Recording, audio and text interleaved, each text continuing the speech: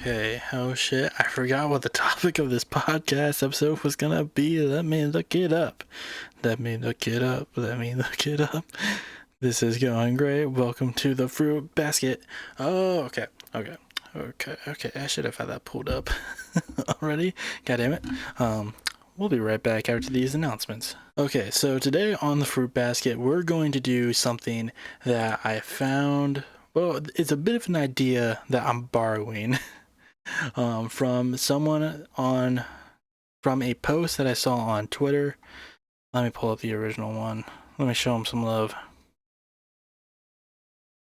I should be way more prepared than this. 2 hours later. Okay, so this is from the Romaness, at the Romaness on Twitter, and they did an entire thread of their preferred endings for some Batman villains, and they decided to go through them. And I was thinking about this, and I was like, how would I end it? What would be my ending for each Batman villain? We'll probably do a similar thing with Spider-Man villains if this does well, but I wanted to kind of do something similar like this, and just kind of give my thoughts on how I feel like every Batman villain should end. I have like the Wikipedia up here. We're probably just gonna stick with like some of the classic rogues gallery, like the big ones, like this first section here. Some of them we might skip over because they're honestly not that big and I don't really care all that much for them, but we'll stick with this. Okay, so the first one we're starting off with is Bane. Now Bane, I'm a little 50-50 on Bane. I'm not a big fan of him. I don't understand why exactly a lot of people like him, if I'm going to be completely honest. But, I see somewhat of the appeal. It's just that, I don't know. I mean, I'm not ranking them. I don't know why I'm giving my opinion on them. So, like, if I had an ending for Bane, there would be, like, two endings I would possibly go through. There's the bad ending, and then there's the good ending. The bad ending would be that Bane just kind of gets taken over by the Venom. It kind of like turns him it turns him more so into like essentially the Hulk, where he's just like this mindless monster just fueled by rage. Like, it just deteriorates his mind so much to the point where he's no longer as smart as he used to be. But then there's the good ending where he essentially goes straight, like he becomes sober essentially from the drug that is Venom, and I would just have him become a monk. Like, instead of focusing on his strength as much, maybe he like gives up his mission to break Batman, and it's essentially like, I'm just gonna resort to peace. I'm gonna strengthen my mind over my muscle. And who knows, maybe he also does that in service of trying to break Batman, maybe. Like, I feel like it has to be one or the other, where either he like delves strictly into his strength or he delves strictly into his smarts. Because he's a double threat in that sense, but I feel like with his personality, in a way, like he always, I don't know, the way that I interpret Bane is that he's someone who is very meticulous, he loves to plan shit out, but he will get desperate if he needs to. Like, he's obsessed defeating Batman, that he is willing to go down some desperate routes. So I could see, that pathway leading to those two endings for him, where he's either like, I gotta focus solely on my intelligence, or I gotta focus solely on my strength. Then we have Black Mask, Roman Sionis, and honestly, I feel like he probably wouldn't even like meet his end with Batman. I feel like he would just kind of be someone who would kind of screw himself over, like his obsessiveness, his corruption, like like he would kind of like do himself in, and he would probably just end up like, I don't know, getting shot by a cop during the shootout or something. He's not someone that I see having like a big swan song, going out of blaze of glory. More like just someone who kind of just like, was a nut, like kind of someone who just kind of like falls down the totem pole of Batman villains to the point where like, he just dies in a gutter. Who knows? I think that would also kind of be a fitting ending of someone who is just like, he's crazy, he's obsessive, and that's kind of like his downfall. Then we have Selena Kyle, who I guess you could call a Batman villain, kind of. But I would say, like, for Catwoman, I think just retirement. Like eventually at some point she like just steals a bunch of money, cashes it all, and she's like, I'm getting too old for this shit, and just retires.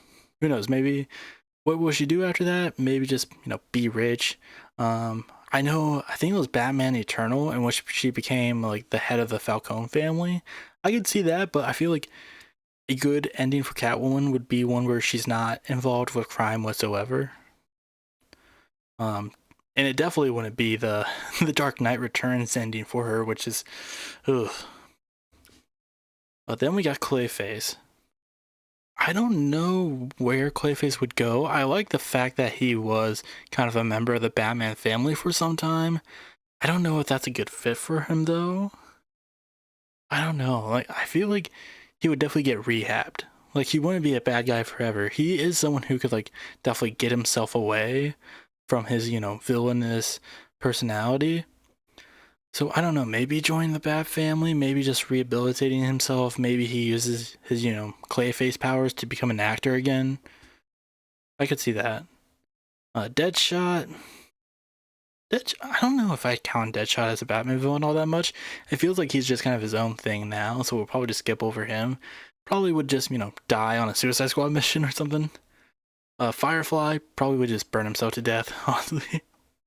Harley Quinn. Ooh, I don't know. Harley Quinn is one of those, like, again, it feels like she's kind of her own thing now, but, like, originally she was a Batman villain. For Harley Quinn, I feel like, again, it would kind of be, like, the same as Catwoman. Eventually, she would just, like, give up. She would just retire. She'd just be like, you know what, I'm done. I'm just gonna, live my life, try to stay away from all this craziness. I don't think she would end up with Poison Ivy. I don't know how I feel. It's a kind. Their relationship is pretty cute, but I'm not insane about it, so I don't know. I would say definitely like she would probably just just retire, just try to live the normal life at some point. I don't know. It's kind of boring answer, but still, I don't have anything else for her. Hugo Strange. Hugo Strange is a weird one because I don't know. The only thing I know about him is that he's like really smart. Like his appearances in the Batman Arkham City game, I don't really know. I know he can turn people, like he has like a monster man army or something like that. I could see his ending kind of be, I don't know, he would probably like run some sort of criminal organization or something like that. I don't know. Who knows? Maybe he would just turn himself into monster. Again, he's one of those villains who's just kind of like, he doesn't have a lot of material that I feel like you could work off to be like, this is how he would end. Like this is his ending. Hush, Thomas Elliot. I don't even consider him. I don't know why he's considered a big Batman bad. Outside of the fact there's like one storyline about him that's pretty good. I don't know. I would say Hush. Just, I don't know. Just get shot by someone. Who knows? I don't know. Probably best to leave it off that way. Because, like, who cares about him outside of, like, the Batman Hush storyline? And, like, he had one other good storyline outside of that, but still, it's just like, who cares? We'll get back to the Joker. Killer Croc. I honestly see him being kind of what, like, Clayface was during DC Rebirth. I could see him being a member of the Bat family. Like, he's someone who just kind of, rehabilitates himself and tries to, go down the route of the hero. He, again, kind of like Clayface, it just kind of comes down to the fact, like, he is someone who could easily be swayed away from being a villain if he wants to. Even though, I mean, he has eaten people, so that's, a bit tricky. But, I don't think that's fine, but I think you can kind of, change his ways from that and make him stop eating people. Mad Hatter, he'll probably just go so insane that he's not even really to do anything on his own. Like he just loses all bodily function and just kind of like is in a, like comatose site, like just in a coma or whatever, just living through Alice in Wonderland dreams. I don't know. He's a weird one too. Like, what would be a fitting end for him? Who knows? Maybe he like falls down a hole in the wall, like a hole in the ground while trying to chase a rabbit. Man Bat Kirk Langstrom, I liked what they did with him with Justice League Dark, where he eventually just kind of like joins the Justice League. Like, I like that, where eventually he just learns how to control the bat part of him. And it's just like, I'm just gonna become a good guy and I'll like get really into magic and shit like that. Like, I think that's a pretty cool ending for him. It's something that, it's something you wouldn't imagine would happen to a certain that character, but it kind of fits in a way. Like him wanting to explore more in the world, something like that. I don't know. There's also a bunch of like, random animal monsters and magic, so I feel like he would be pretty impressed by that. He's like, ooh, more animal people. Like werewolves and vampires. Would he technically be a vampire? Who knows? I mean, he doesn't suck blood, does he? Mr. Freeze. Again, this is kind of like Bane. There's two timelines you can go through this. Either A, well, both of them I feel like would start with Nora being unfrozen. But either A, he like gives up, being a criminal and they live their life happily together, or B, he unfreezes her, she finds out about all the stuff he did, and he continues to be that way and they just fall apart. Like, I don't know. I feel like it would be more tragic and more fitting if it's like he unfreezes her, she discovers everything that he has done in order to bring her back, and she just like, fuck you. You goddamn asshole, you didn't have to be this like villain killing people and shit just to bring me back. You could have, tried some other way. Like, I think that would be more fitting. Like, he tries everything, he tries all of this, but because of like, the methods of his methods of trying to bring her back, she's just disgusted by him and is like, no, I'm leaving. The Penguin, I like what they did with him recently, where they were just like, he faked his death and is trying to like live a life of solitude. I think they undid that now with Tom King's run. I still need to read it. I heard it was pretty good. I think that would be a pretty fitting ending for him. Or similar to like Black Mask, eventually he just kind of like falls to the wayside, is not seen as like a big bad anymore, and kind of, who knows, maybe he gets put in prison and just stays there, or maybe he gets like, shot in a shootout. Then we have Poison Ivy. Pamela Isley. I feel like with Poison Ivy, a good story you can tell of her is like, I don't know, like the more she's influenced by the green, like at the end, like, like the ending for Poison Ivy that I would have in mind was that she would be so influenced by the green, she would almost be like taken over it, that like over time she would just slowly begin to lose her humanity overall, to the point where like I don't know, like if I like my timeline for Poison Ivy is that she starts out as like a, she's a activist who's against, the murder, people killing wildlife and like plants and shit like that, and she tries to, fight against it. But over time she just loses humanity more and more. Like, she starts killing people, she starts, planning out these grand criminal schemes, but it like happens over time, and like the more influenced she is by the green and shit like that, like I think a good story for Poison Ivy would be like exploring, her devolving humanity to the point where she's just like nothing but a drone for the green. Like, she's just so obsessed with protecting plant life that she just does not care if humans have to be slaughtered in order to do it. And I think that would also play interesting in her relationship with Harley. Like, the more Poison Ivy is influenced by the green, the more distant they become to one another. Like, I don't know. I feel like with Poison Ivy, like, I think you always walk a fine line of being like, well, she is a villain, but she also like, you don't. I feel like some people are just too afraid to point her out as like this very big, obvious villain in a lot of cases, and they want to like downplay her in a way to make her more relatable. But at the same time, it's like she doesn't care if she murders humans to protect plants. And like at some time, obviously I'm not for like, deforested, like killing plant life at all costs or anything. I'm just saying like there's something you could play there with like the eco-terrorist angle And I think sometimes writers are afraid to do that, and instead they walk this like weird line of being like, no, she's pro. Like, is she killing people? Is she not? Who knows? Ra's al Ghul. Honestly, I think a fitting end for him would just to be have. I think a fitting end for Ra's al Ghul would just to have would be to have like Talia or someone close to him just kind of murder him and then take his place as like the head of the League of Assassins. Like, I don't know. I don't care for what they did in Batman Beyond where he like took over Talia's body.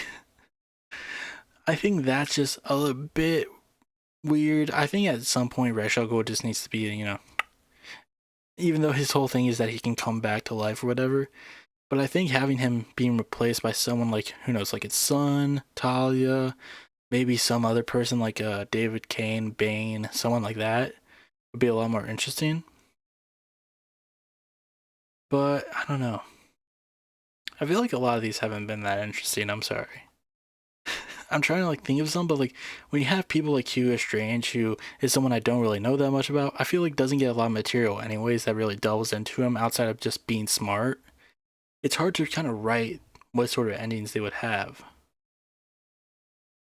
Riddler. Now here's the thing. And now this might just be me, doing like some headcanon stuff. But when I think of Riddler and like the perfect story that you could kind of tell with him as like he evolves throughout the years of being a Batman villain, it's pretty similar to kind of like how he progresses as a villain in the Batman Arkham games. So like when you first meet him in Batman Arkham Asylum, you don't even see him. You essentially beat him by outsmarting him by, solving all of his riddles and puzzles and shit like that. You never see him. The police stop him. He's like away from Batman Arkham. He's away from Arkham Asylum, and you beat him that way. You essentially beat him purely based off smarts. And then in the second one, it gets a lot more like physical. Like you have to solve elaborate puzzles and still riddles and stuff you have to like, solve and shit like that. But for the most part, it's a lot more physical labor. But at the same time, it's still using your wits. And then there's Batman Arkham Knight. Which you just fight robots and do car stuff. And there's still, puzzles and shit like that, but it doesn't feel as big as, the races and the robot fights. And some people would say, oh, they're just trying to and I mean, definitely, that's what they're trying to do. They're just trying to up the ante of like the Riddler shenanigans and shit like that. And yeah, it is very lame that he beats Nigma just by punching a robot. But I don't know. It's definitely my headcanon stuff, but I like to think of that as Riddler just being insanely desperate.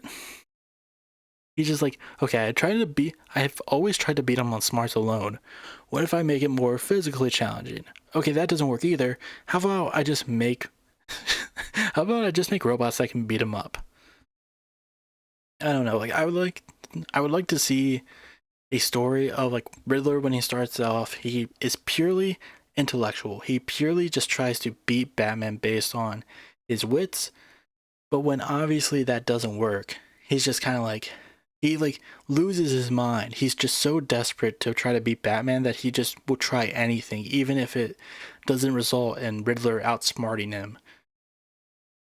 Just a Riddler who just gets more and more desperate over time. And that's kind of what I like about his look in Batman Arkham Knight. Because if you look at the way he looks in Arkham Knight versus City, he's a lot less like cleansly. He's a lot less put together. The thing I like about that is like, to me, I think it makes sense that that's to show that he has just been so desperate to try to beat Batman that he's just not taking care of himself. He's not trying to present himself as like this well-dressed man, this like, someone who's like intellectually and just intellectually superior to him. He just isn't dressing up for that, and he's just getting more and more desperate while trying to put on the facade of being like, I'm purely doing this just to show that I'm better than you. When he's just like, I just want you out of the way, all right? You're killing my whole flow of being like extremely smart. A Scarecrow's an odd one because again, I feel like he's one of those villains that like, if anything, he's just more of a plot device. Like, if Scarecrow is in a book, and he uses his fear toxin. That's only really there just to like send someone else in the story onto a journey of them, like, encountering their worst fear, having to deal with that. He's more of a plot device than an actual character, I feel. So I don't know. I feel like he would probably just be like one of those villains who just always sticks around and doesn't really change. Like, he doesn't really do much, but he's just there, He's just like I don't know. He's like I'm trying to think of like a sitcom trope of like a character who, you don't get a lot of information on. He's just kind of there every now and again. He's like a side character in a sitcom that's never a part of any major storyline. He's just one of there. He's like, he's just there. He does nothing important. He's just there. He has a name. That's it. He's only really there in service of the other characters in the story. So I don't know what his ending would be. Again, I think it's just kind of fitting if he's like, yeah, he just kind of is always there, and at some point he's just not. Maybe he dies, maybe he just like packs it all up. Who knows? Maybe someone else takes the mantle from him. Two-Face. Two-Face is one of those you could do. You could go two separate ways with. Either he rehabilitates himself. I don't know if he would become a DA again. Maybe he would just kind of become like I think public servant, maybe a social worker, who knows? Like he ends up like fixing his face, goes through therapy and, tries to get back to the community in a way, even though he can't, reach the status he once had. But then you have the other route where he just like fully dives into the darker side of himself. At that point, I feel like he would discard both of his faces. I don't know, he's obsessed with two. So maybe he would just keep it the same. Or again, it would probably just be something like he just delves too much into himself that it ends up being his wrongdoing. But I like the ending of more like he rehabilitates himself. Like he does what he did in Hush and Dark Knight Returns, where he like gets the other side fixed. But unlike Dark Knight Returns, he ends up like getting therapy, shit like that. Fix himself both physically and mentally. I would like that ending more. Maybe he becomes kind of like a Leslie Tompkins character where he's helping the public, but he's doing it in a lesser, like more grounded level because he just doesn't have the status he usually had. Then we have Ventriloquist. Who cares? I don't really know what you would do with Ventriloquist. Who knows? Maybe Scarface kills him. Victor Zsasz, I feel like at some point he would just die from blood loss from all the cuts on himself. Maybe that's the best way to go out. Like he just gets so desperate he goes on a big murder spree, and then like when he gets to the end of it, he gives himself one cut, and it's just that's what kills him. Eventually, he just runs out of space to cut.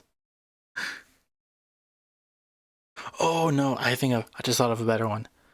You do that. You do like he has killed so many people to a point where he just has nowhere else to cut, and he's like, well, I don't have anywhere else. I don't have anywhere else to. Or maybe he has like one more. He's like, I have one more place. Like I have one empty slot on my skin that I could use to tally off the people that I have killed, and I'm gonna use it on myself. So he just stabs himself, and that's the final cut. That's the final tally mark. Is his own stab wound. I feel like that would be a really good ending for him. Like a very, I think that's like the perfect way to do it. He's just like, I only got one space left, and I know who to use it for, myself. Or maybe it's like right on his heart, so he goes through his heart. I don't know. I think that would be pretty cool. Pretty fitting ending. I think that might be the best one I came up with so far. Then we have, obviously, the big bad himself, the number one guy, Joker. This is a tough one. There's a bunch of them you can go with. I like the idea of, like, if Batman's done, so is Joker. Like, once Batman, Bruce Wayne, is done being Batman, Joker's just not there anymore. Whether he's dead, whether he just retires, it would have to deal with, like, it would have to, I feel like, center around how Batman stops being Batman. Like, with Final Crisis, Batman dies. And then Dick Grayson encounters the Joker. And the Joker recognizes, he's like, you're not my Batman. So I'm just gonna go away.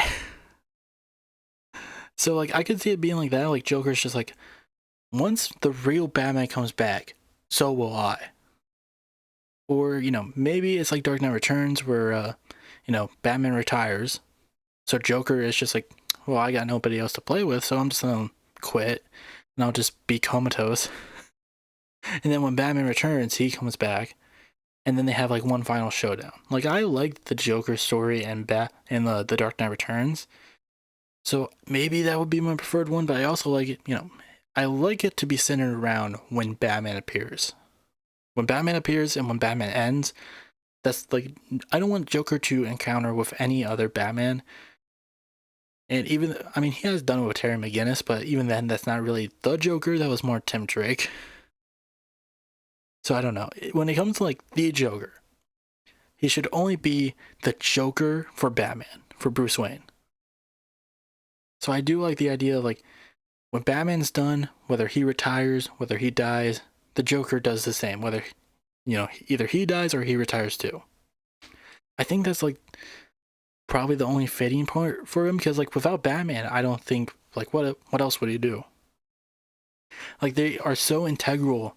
I feel like the Joker is so attached with Batman at this point. It's like, you could make him the villain of someone else. Like, who knows? Maybe he'll fight Dick Grayson or Damian or Terry. But I think it only really works with Bruce. So like, when Bruce is gone, he should be gone too, whether it's retirement or, he's dead. Or who knows? Maybe you can have Barbara get her revenge and shoot him through the spine.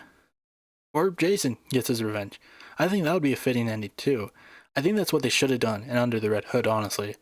I don't think they should have, with Under the Red Hood, I think they should have just had Jason kill Joker. Because now I feel like if they were to do that now, it would mean nothing. Like, they had the perfect opportunity to do it then.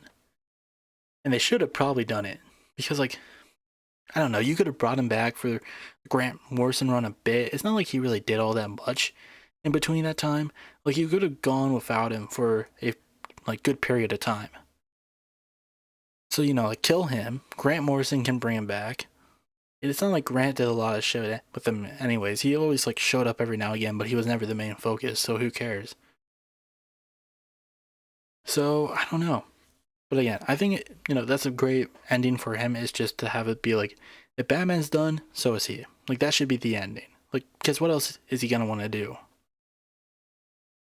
But yeah, I think that's about it. That's all I really have to say. So that's just kind of like how I would end every like major Batman villain. There's plenty of others we could get into. Like, again, I skipped over people like Deadshot, Hush, kind of, Ventriloquist.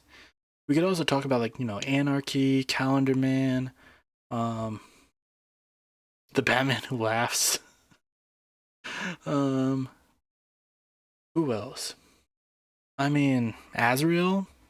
If he's a Batman villain, sometimes he's an ally. I don't know. But yeah, I would definitely check out this thread that I mentioned earlier from Roman S. I'd like to do something with like Spider-Man villains, but this is all I really got to say. Again, I really like this. I really like this thread. I would definitely check it out. But that's where I'm just really gonna leave it off here. I want to thank you all for watching. I'll see y'all next time.